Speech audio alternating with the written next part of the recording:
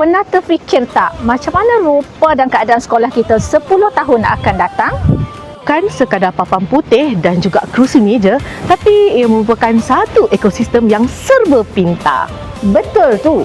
Dalam rancangan pendidikan Malaysia 2026-2035, Teras 4 menjadi tunjang utama untuk transformasi ini.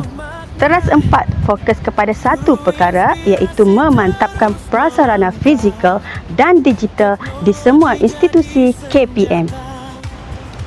Kita mulakan dengan fizikal. Tiada lagi istilah sekolah daif. Fokus kita adalah memastikan setiap sekolah dari bandar hingga ke pedalaman mempunyai bangunan yang selamat dan kondusif. Dan jangan lupa prasarana yang inklusif untuk murid berkeperluan pendidikan khas juga menjadi keutamaan dalam Teras 4 ini.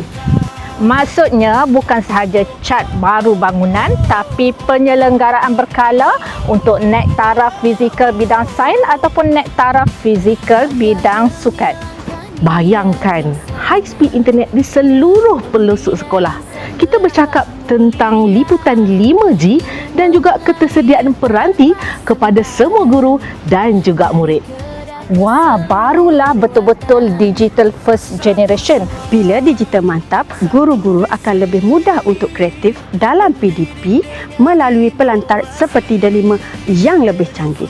Kesimpulannya, fizikal yang kukuh, digital yang ampuh akan memastikan sistem pendidikan kita relevan dengan peredaran zaman.